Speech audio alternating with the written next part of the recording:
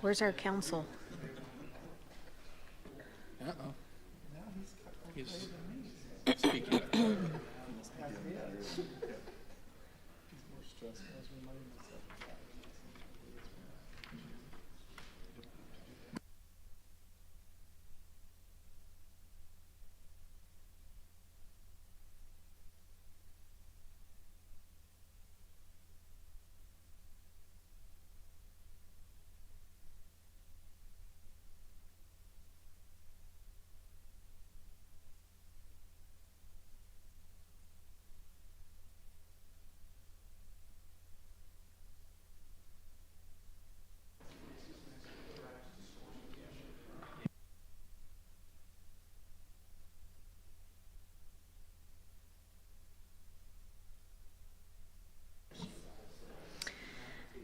Good afternoon and welcome to the Site Plan Architectural Commission meeting of May 16th, 2025.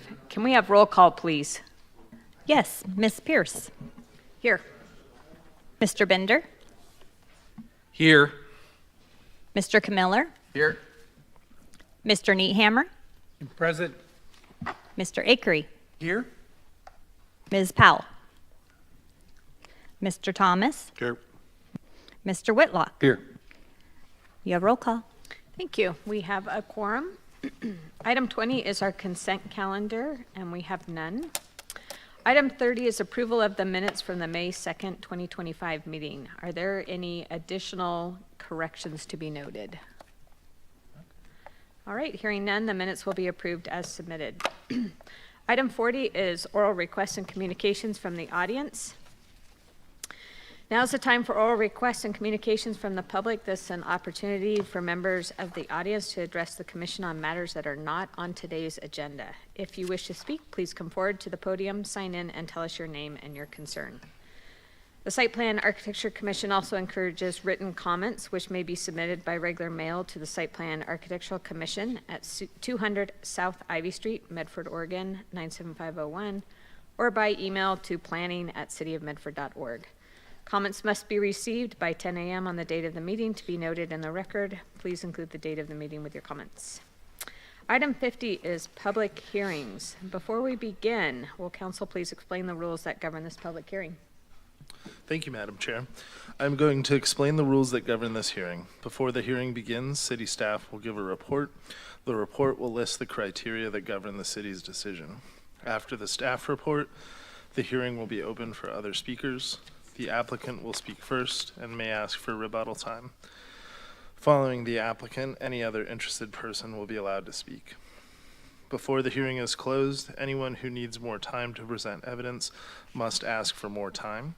If you ask, the hearing will be continued or the record will be kept open, and you will have at least 7 days to present additional written evidence. Any testimony, argument, or evidence you give must relate to the criteria listed in the staff report or other criteria in the comprehensive plan or land use regulations that you believe apply to the decision. If you fail to raise an issue or do not give the commission sufficient information so that the commission and any party can respond, you will not be able to appeal that issue to the Land Use Board of Appeals. If you do not raise constitutional or other issues about any proposed condition with specificity so that the commission can respond to that issue, you will not be able to bring a court action for damages. Thank you, Mr. Schambach. If you're here to testify before the commission today, please remember to sign in, noting your name and address before taking the podium. And when at the microphone, please state your name and address for the record. In addition to the rules explained by counsel, we'll be using a timer during this hearing. The applicant or their agent will be given 10 minutes to present their application. Individual citizens who would like to testify will have 3 minutes. If someone would like to come forward and speak for a group of citizens, they will be given 5 minutes to testify.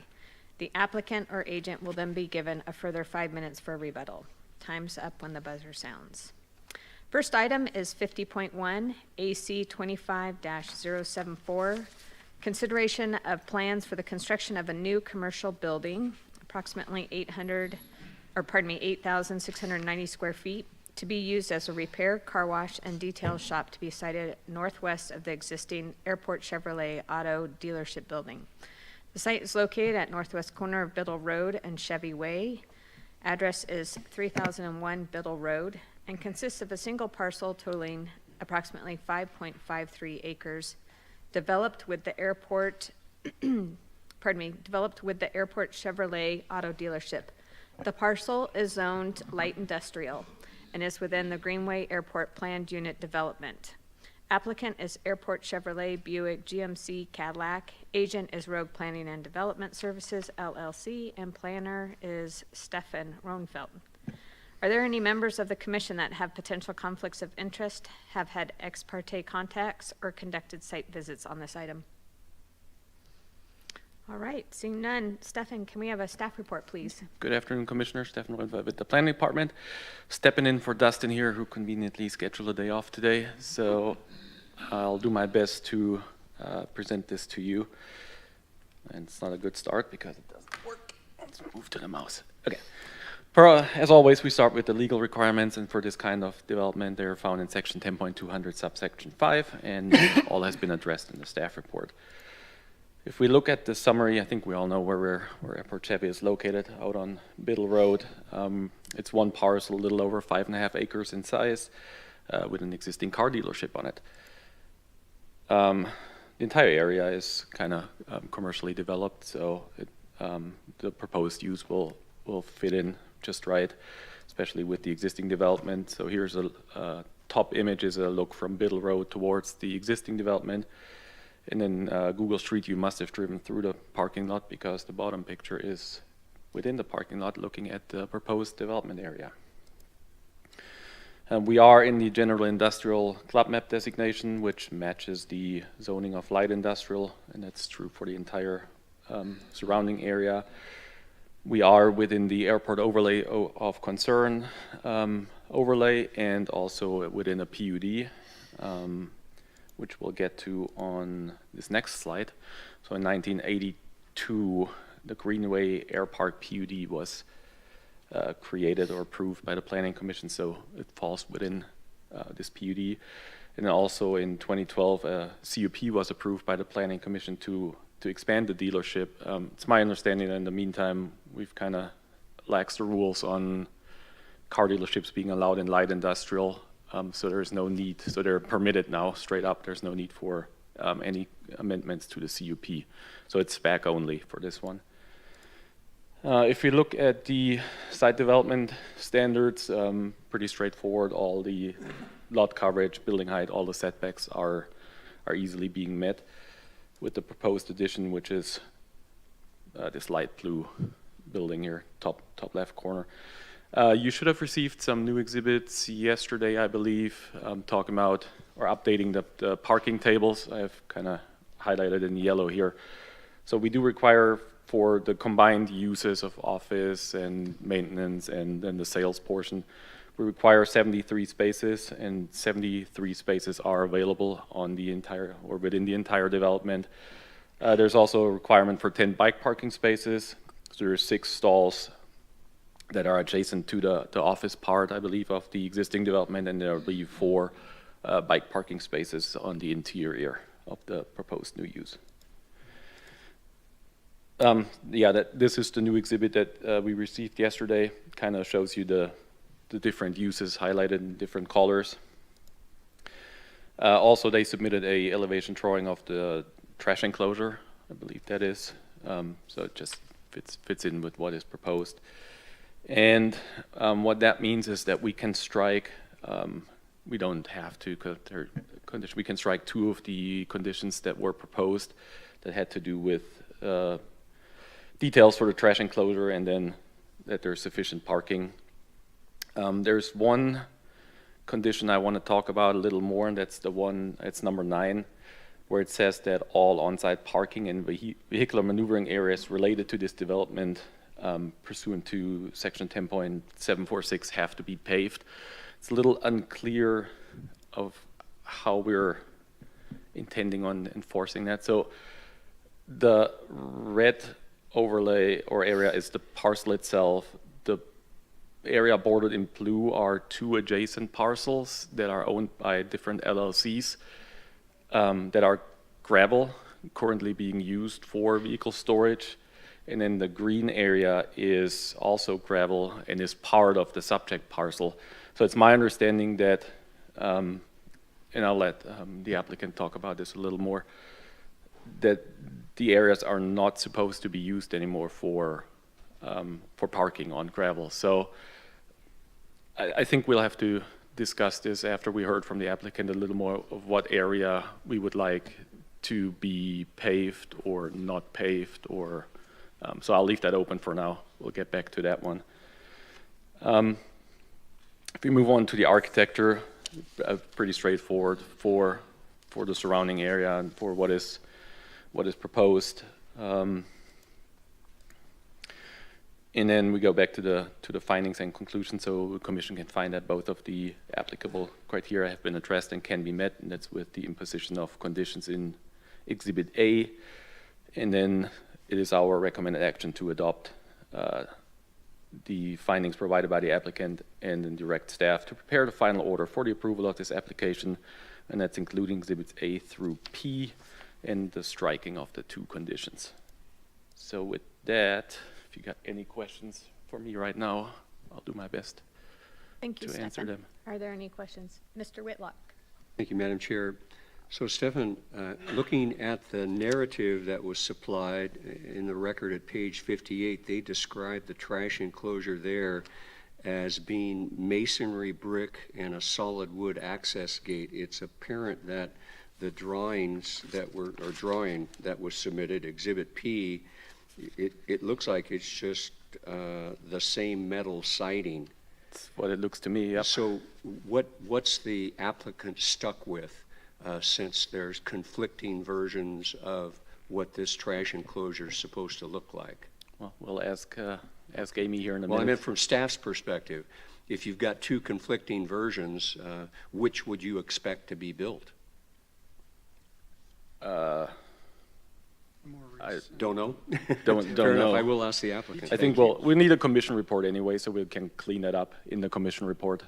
We'll make it clear, obviously, but yeah. Yeah, well, So- it was part of the applicant's narrative that described a different structure. It wasn't staff, so thank you, Madam Chair.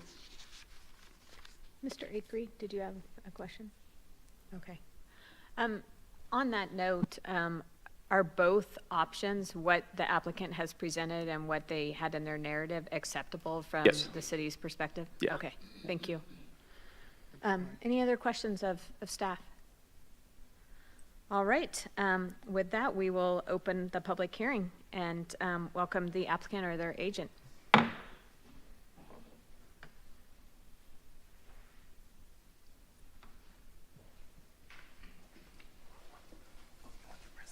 Oh, thank you.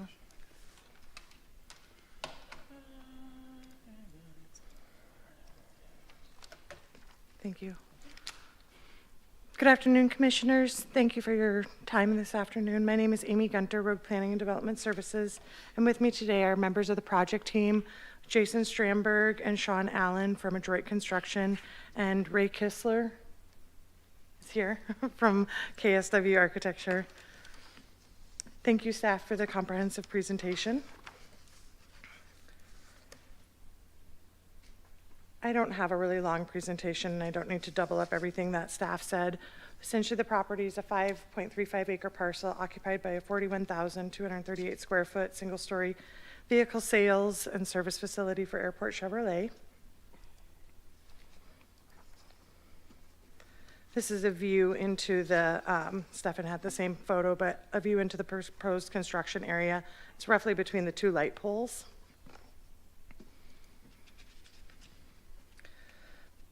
The request is to allow for a construction of an 8,690 square foot vehicle repair, car wash, detail shop building to the west of the existing automobile dealership.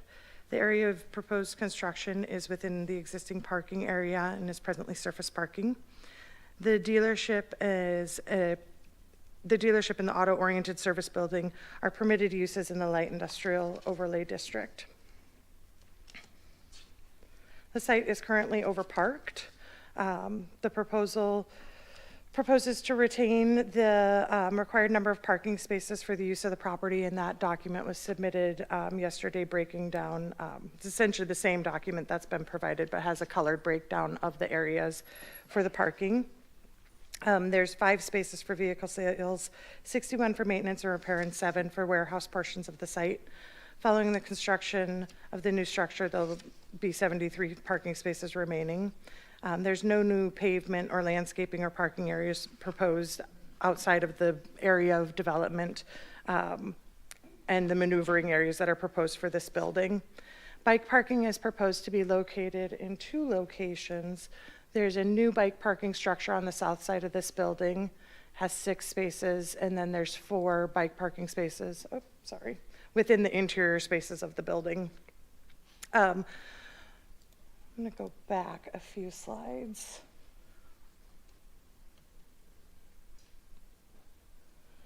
The proposal is to pave the area of vehicle maneuvering necessary for this building, which is essentially along this line, and to not impact the gravel areas that are part of this property, and also not to get into the gravel areas that are not owned by the folks who own the Airport Chevrolet property. And so that is, our intention is that these vehicles would no longer be in this area and are not part of this development, and that the pavement would not cross into this area. We'd just retain this area, which has adequate vehicle driving surface to maneuver through this space. The trash enclosure, so originally there's a trash enclosure here on the end of the building. I don't know, can you guys see the cursor? Okay. There's a trash enclosure here on the end of the building, and then there's another one here on this end, and they're the block with a gate. And so when I wrote that that's what we were going to be doing, that's what I intended, was they were all going to match. The architects created the elevation of the corrugated steel, so that's what would be on this building, is the one that's in your packet with the elevation, and not the block with the gate, as I had said in the findings.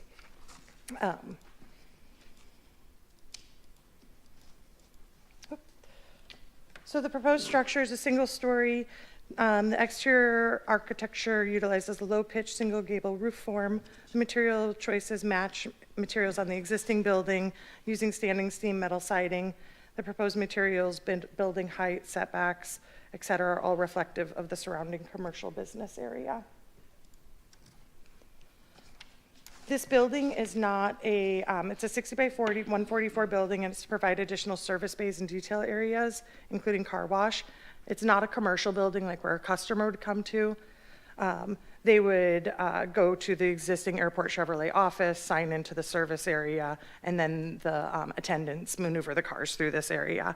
So though there was a pedestrian walkway shown on the site plan, that's more for the employees' safety, and customers won't be going back and forth in this area. If there are any questions, I can try my answer them. Otherwise, thank you for your time and consideration. Thank you, Ms. Gunter. Are there any questions? Mr. Whitlock. Thank you, Madam Chair. All of the conditions are acceptable to you? There are. I think we'll have to talk with staff about exactly what the area of condition number 9 is. Does that fall into the gravel area that's on this property, or does it stay at the pavement line that's shown on your civil drawings? But we'll work that out with staff. But I heard you say that you were not intending to utilize the gravel area Correct. that's on the property. That is correct. What steps will you take to kind of ensure that the activities don't encroach upon the gravel area, either the parking of vehicles or the maneuvering of vehicles in and out of your new facility? The property owners of the Airport Chevrolet dealership have been in discussions about this with the folks from Adroit. They've been bringing this up since our land development committee meeting.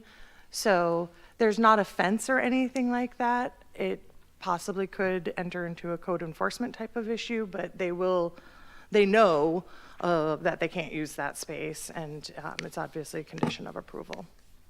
Very good.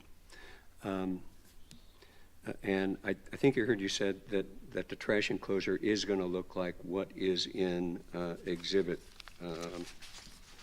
what is it, P, and Yes. the narrative description. That is correct. Thank you. You're Thank you, welcome. Madam Chair. Thank you. Any other questions? Mr. Thomas? So my questions are more direct. So if we were to drive out to Airport Chevrolet right now, would there be any cars parked in that gravel? I can't say that. I haven't been out there in about 2 weeks. I don't know if they've moved vehicles. Have you guys been out there? We Okay, don't know. so my concern is that if we don't go with enforcing 9, that those vehicles will probably never move. So the second question would be is anybody that's associated with Airport Chevrolet also on the LLCs for the gravel areas? That I don't know. I have not looked into their LLCs. I'll do So- that. Okay, so I would not be in favor of eliminating that as a condition of approval until we knew that as of today or tomorrow, there's no cars there, and there will be no cars there, and that nobody associated with Airport Chevrolet is also associated with LLCs on the gravel, unless we're going to put up a fence or we're going to put something that says, because my concern is we're going to say, okay, so we can give you relief on this condition, but the car's never moved. That would only be my concern. Mr. Whitlock, did you have a? Well, I think I have the same concern that Mr. Thomas has, and that is that I think the fact that it's been utilized for a long time and it's always been unlawful to use those graveled areas for parking and or maneuvering, old habits are hard to break. Would the applicant be opposed to adding a condition to basically place parking bumpers or some other impediment to parking satisfactory to staff to prevent the use of that area for either vehicle storage or maneuvering? I can't speak to that. I'll have to ask the project team because they've had more dealings with the Airport Chevrolet folks. Our concern is that those properties are not part of this proposal. No, I'm not talking about the other properties. I'm talking about the To the section edge that's of this on section. your Okay, property. yeah. No, not the other properties. I can ask them about that, whether a curb or even the shorter segments of the head-in parking bumpers or something like that could be used, or fencing. Can I answer on rebuttal, if I can reserve 5 minutes for rebuttal? Sure. Okay, super. Thank you, Madam Chair. Thank you. Yeah, You're welcome. Thank you. Yes, I was going to ask if you wanted to reserve time for rebuttal. And if there aren't any other questions, we'll open it up to anyone else that wants to come and speak on this matter. Okay, super. Thank you. Are there other members in the audience that would like to speak on this?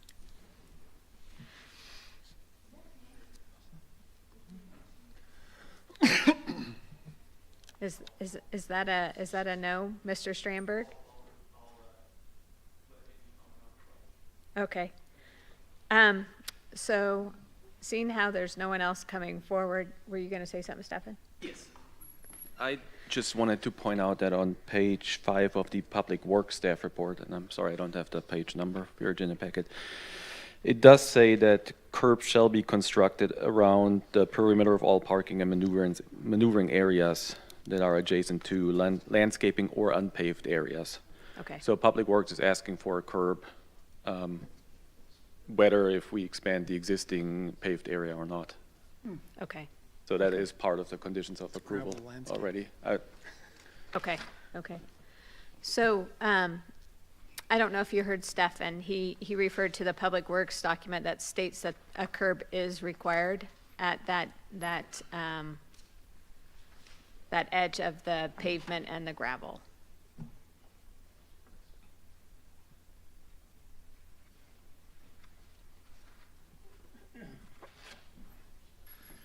Getting rid of the advertisement here.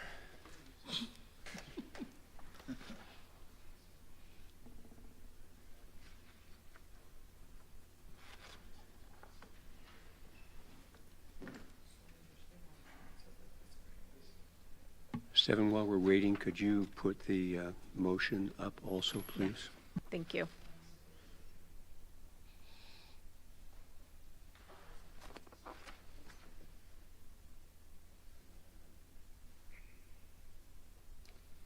Double check on this one.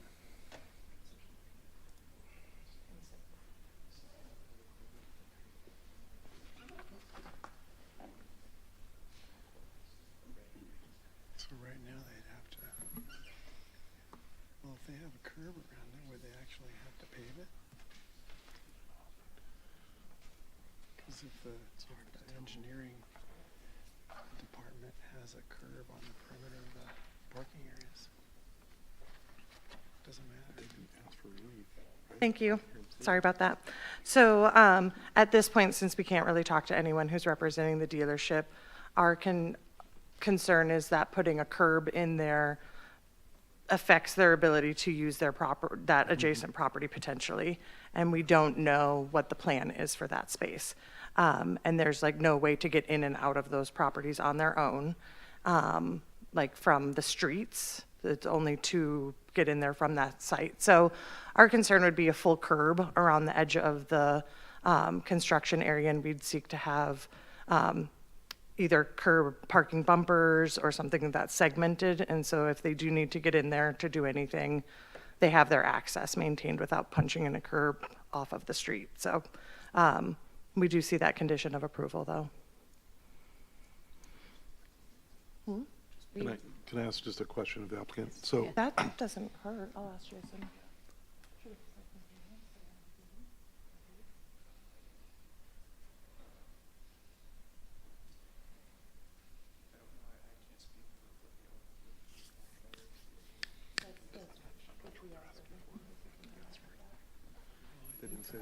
At the most, it seems like they would do asphalt to the property. Super. They're We'll not do asking that. for anything. Okay.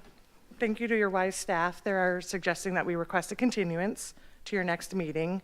And we will be able to then consult with the owners of the dealership to make sure that there are no concerns raised by that condition of approval. And we'll come back in 2 weeks. Okay, Okay. okay, so, Mr. Whitlock? Just a question of staff. Is there a meeting, Oh, yeah.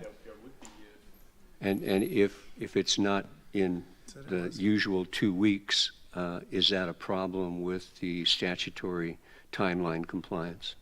So we do have business for you on June 6th. That would be the next meeting, which is 3 weeks, because I think we have a 5-week May. And does that create a problem with the statutory deadlines? I don't think No, so. no, it won't be renoticed or anything, so it would just, if they're allowing for us to continue, then that's okay. Yeah, we're well within the 120-day time period. Thank you. Okay. Okay. Could I ask, when you do come back, could somebody prepare a slide that shows the property lines and an actual picture so we can tell where the pavement ends and the dirt starts and where, was there? Yeah, there's a line on the civil drawings as well as on the site plan drawings. I didn't see it. Right, but it's not a picture, so I can't tell. Oh, okay, I'll blow that up, pardon me. Okay, no worries, no worries. Okay. Yeah, they found it. Yeah, I didn't zoom in on it. We also have the aerial showing that kind of separation, if you want to see that.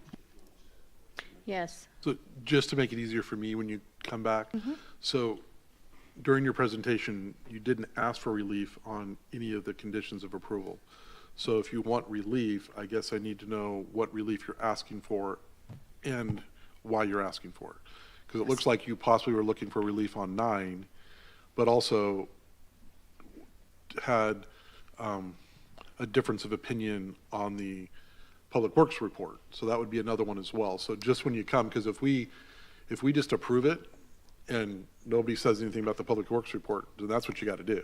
And so I Right. just think that you just, when you come back to be like, here's what we're asking for, here's how it needs to look, and here's why we think it needs to look that way. That would help us make a better decision for you. Got it. Thank you. Madam Chair? Mr. Whitlock?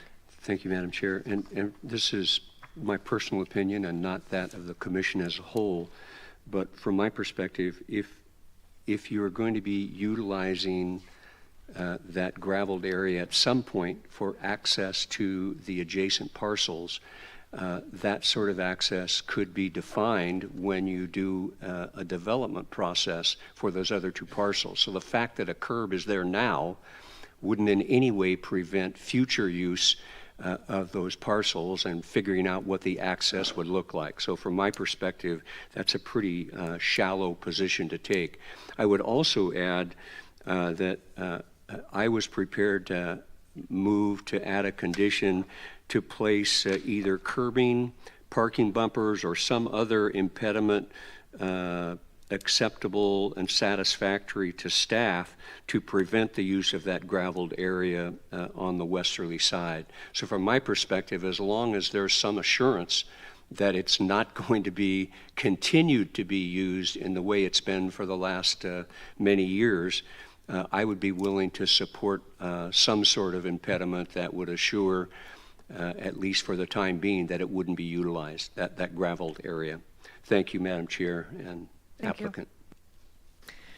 All right, at this time, Carla, you might have to coach me through this a little bit. Do I just make an announcement that this is being continued to the June 6th, or do we actually have to have a motion? You would have a motion Okay. and a vote, yes. Okay. Can I have a motion? Madam Chair, I'd move this matter be continued at the request of the applicant to June 6, 2025 at noon. Second. All right, we've got a motion and a second. Can we have roll call, please? For Yes, Yeah. Mr. Whitlock, Yes. Mr. Bender, Yes. Mr. Camiller, Yes. Mr. Thomas, Yes. Mr. Neathammer, Yes. Ms. Pierce, Yes. Mr. Akery. Yes. We have 7 yeses. All right, the motion passes. Was there any further discussion on this item before we move on? Okay. All right, next item is 50.2. This is consideration of plans for the construction of 3 new office buildings totaling approximately 6,100 square feet on 3 separate parcels totaling 0.93 acres. The subject parcels are located at 251, 280, and 281 Commercial Court, approximately 250 feet east of Riverside Avenue and Commercial Court intersection within the heavy commercial zoning district. Applicant is Empire Design and Management LLC. Agent is Oregon Architecture Incorporated. And planner is Stefan Ronfeld. Are there any members of the commission that have potential conflicts of interest, have had ex parte contacts, or conducted site visits on this item? Madam Chair, I'd like to disclose that my office prepared, processed, and recorded commercial court subdivision. So to avoid any potential conflict for the applicant or the commission, I'm going to recuse myself from participating in the decision on this application. Very good. Anyone else? All right. Stefan, could we have a staff report, please? Yep. Good afternoon again. Stefan Römpfer with the Planning Department. Next up, AC 2565. This one I can't blame on Dustin because I was actually the planner on this project, so nobody to blame but me. I will skip over the legal requirements since they are the same as we just discussed, and they've been addressed in the staff report again. So we are looking at 3 separate parcels, a little less than an acre total in size, and we're in between I-5 and South Riverside, kind of south central Medford. If we move on the bottom street view, I tried to highlight the parcels that are included there in the back of this existing cul-de-sac, fully developed. And there's one existing development on that street, and that's to the right side here. I believe that happened 2 or 3 years ago. It wasn't too long ago. We are in the commercial club map district, which is matched by our heavy commercial zoning district, and that's true for the entire surrounding area of this neighborhood. We are within the frequent transit corridor again, which means there is no minimum parking, but there is a maximum to the allowable parking, so that we'll go over that in a little bit. And then this is a type 3 application, so site plan and architecture review is the approving authority. Like I said, 3 separate buildings, users to be determined, so we're looking at shells right now only. 2 of them, they have the same footprint, a little less than 2,500 square feet. They're the ones highlighted in red. And then one is a little larger at 3,150 square feet. That's the one in green down at the bottom right corner. If you look at the development standards for all 3 structures, so all the setbacks, all lot coverage, and building height, they have been addressed in the staff report, and they have all the applicant criteria have been met. If we look at parking, like I said earlier, there is no minimum but a maximum. So the maximum for, and since, well, I guess I have to go a little wider, since we do not know the uses yet, we had to go with the, I think it's commercial use less than 3,500 square feet for parking requirements. So there's no real leeway for us to come up with a different use type that we could use to calculate the parking. So at this point, that's what we did. So that's how the maximum came around. So for building 1 and 2, the smaller buildings, we have a 12 space maximum. For building 3, which is a little larger, we have a 13 space maximum. So that's 12, 24, that's 40 total. Proposed are 48 spaces. The applicant did make a finding in the application saying they're asking for an exception, but staff or the commission doesn't have the authority to make that exception without an actual application, which we haven't seen yet. So we did include a condition of approval that states to either revise the site plan to show the maximum allowed amount of parking or to apply for an exception application separately. I understand the need or the desire to have more parking, especially if you have the space, but we just don't have the authority to do that at this point. Bicycle parking, we have, it's been shown, I have to read my own language. So we did add a condition of approval to submit details. There were no details provided for the bike parking. So they were shown on the site plan, the location, that's all good, but we typically require a detail to be included, so that's just part of the building permit review to show as a bike rack here. Pedestrian walkways, we have 3 of them proposed between the buildings and the right-of-way. What is missing, and that's spelled out in our code, is a pedestrian connection between the buildings. So we again added a condition to require pedestrian walkway between buildings 1 and 2. And then for the architecture, it wasn't super clear in the findings what construction materials are gonna be used.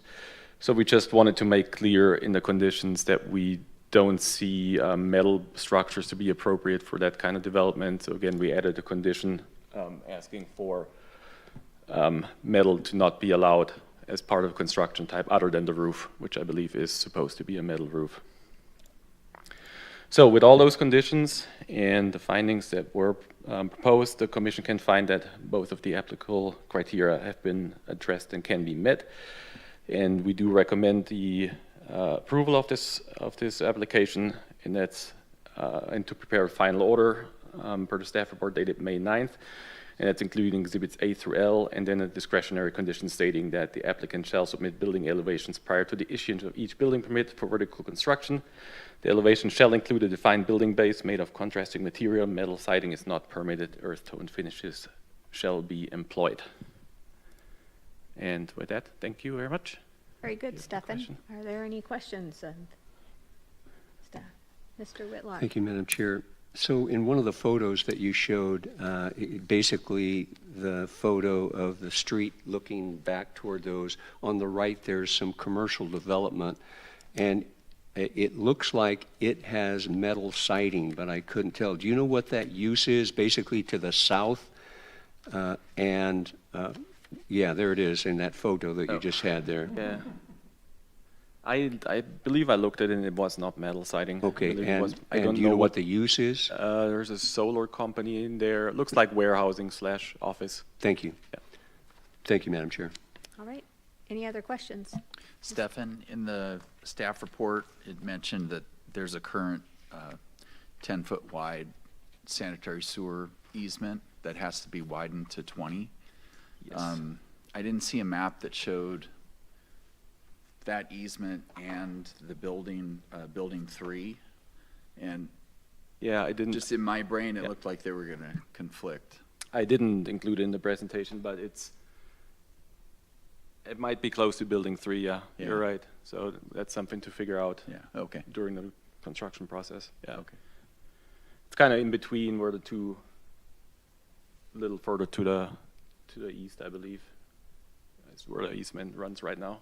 Okay, I just wanted to Yep. raise it as a possible issue. Thank you. Anyone else? Mr. Whitlock? Okay. Mr. Bender? Yeah, Stefan, I'm just kind of trying to figure out the kind of move against metal siding for the building. Are you going that way because you feel it's not compatible, or? That was our intention, yeah. Okay. But It's not otherwise in the code, it's just. I won't be offended if you strike that condition. Okay. I won't take it personally. Yeah. Yeah. That was just discussing Yeah. among staff.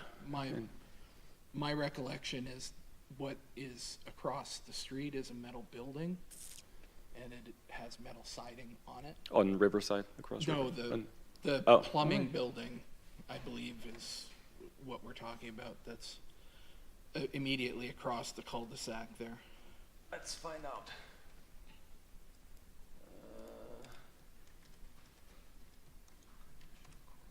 I may be mistaken, but.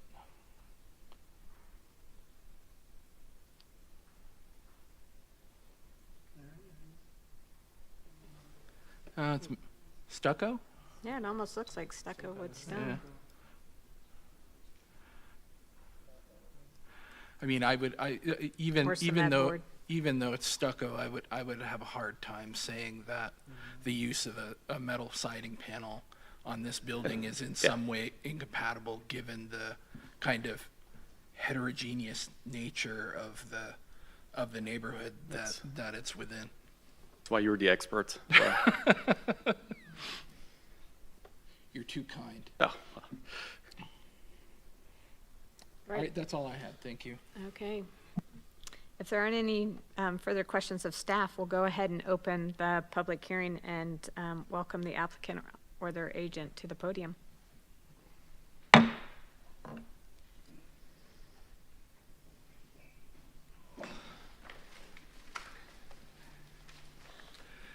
Good afternoon, Commissioners. My name is Mark McKechnie with Oregon Architecture, here representing Freight Logistics on this project.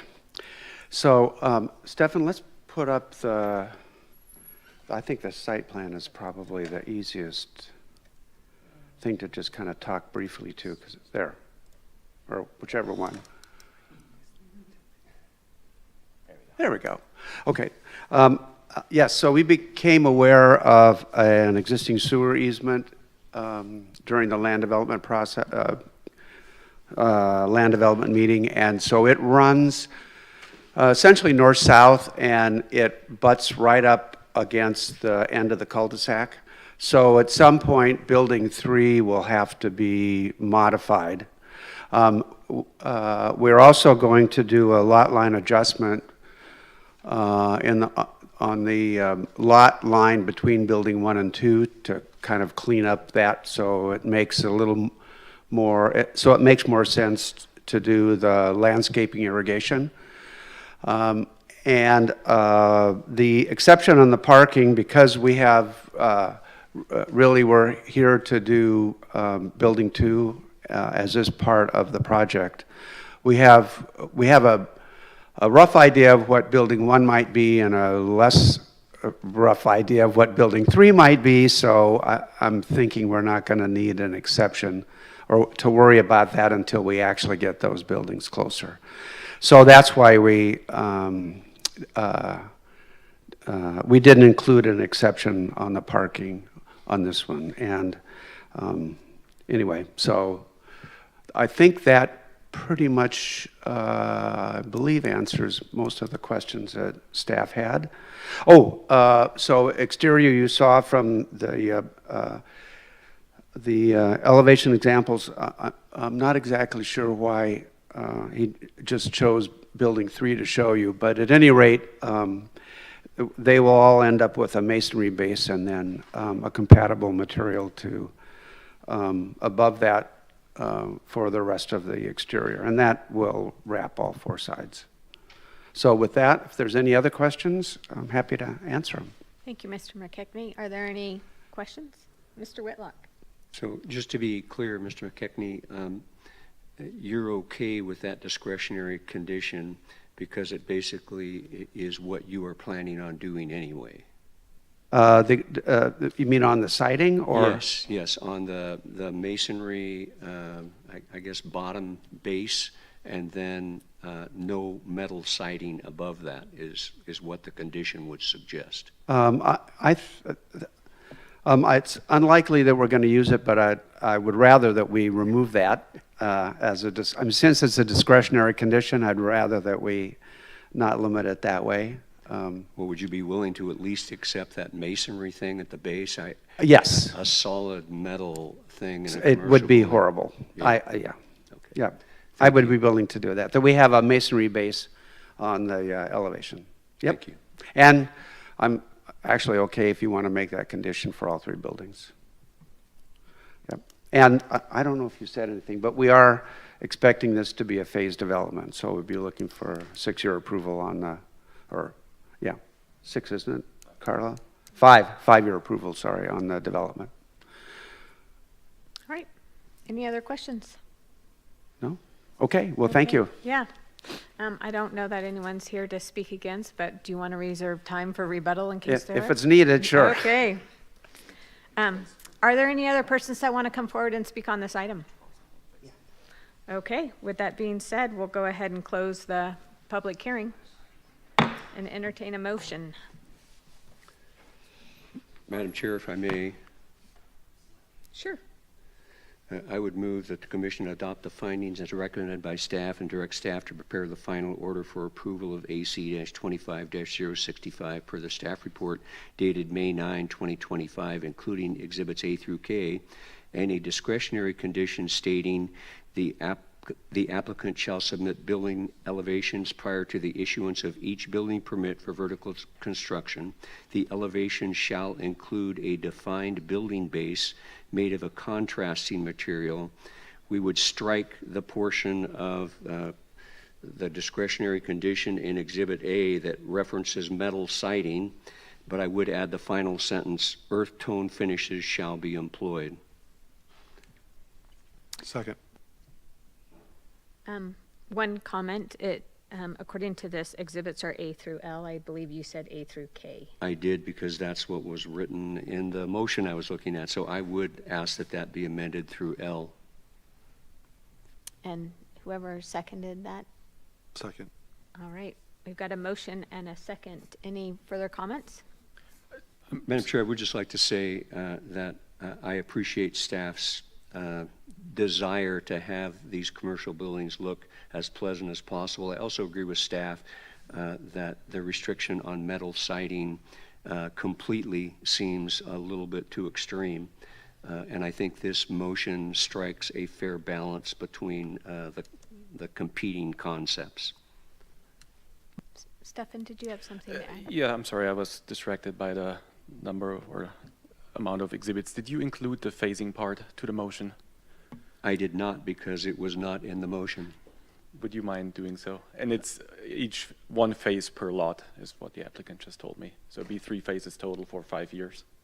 I would amend my motion to indicate there will be 3 phases in this proposed development with 1 phase for each lot. And that extends it to a maximum of 5 years. Second. All right, any further discussion? All right, can we have roll call, please? Yes, Mr. Thomas, Yes. Mr. Camiller, Yes. Ms. Pierce, Yes. Mr. Akery, Yes. Mr. Whitlock, Yes. and Mr. Bender. Yes. We have 6 yeses. All right, the motion passes. Thank you. Next item is item 60, which is written communications, and there are none. Item 70 is new business, and there are none. Item 80 is report from the planning department. Thank you, Madam Chair. Commissioners, Carla Palladino with your Planning Department, filling in for Kelly today. So a couple of updates. Long-range planning is working on our downtown plan. Mr. Bender is on the Public Advisory Committee for us. We did have a committee meeting on Tuesday, and then we did have an open house that evening at Palette Wine. It was not a great turnout, but we did have folks come, and think the majority of people that came feel that the ideas that we are proposing are out there, so I'll be happy to come back to you with some, a detailed presentation on that if you'd like to see that. Let's see, and part of that downtown plan, we will be doing design standards, so we will be coming back to the Site Plan Architectural Commission to give you a presentation on that as well. Upcoming business on June 6th, nothing on June 20th or July 4th, so a couple weeks off, and then business resumes again July 18th. Let's see. So on May 7th, did Kelly inform you about the changes that we did to the SPAC composition? There was a presentation with Liz Hamblin, and we had done a code amendment. Did Kelly give you the update on that? No? Maybe? Didn't we see an email about that? Maybe it was an email. It was an email? Okay, so you know about that. Okay. So the council did make the change to the licensed landscape professional position. They deleted that, but they do want staff to come back, and we will be coming back to you to look at reducing the commission from 9 to 7. So that's coming. Let's see. June 4th, for council, Galpin, Yamsey Drive right-of-way vacation will be presented, as well as the CDBG Consolidated Plan and Action Plan. And then we have study sessions. We had a study session on Wednesday with the council regarding the Downtown 2040 Plan, and then on June 11th, there is a study session on street design standards. And so this will be a combination between planning and engineering, kind of talking through the transportation system plan and making modifications to street design, things like that. So if you're interested, tune in. Any questions for me? Thanks, Carla. Thank you, appreciate it. All right, item 90 is messages and papers from the chair. I have nothing. Item 100 is propositions and remarks from the commission. Anyone? All right. Item 110 is adjournment. Have a good one. Thank you.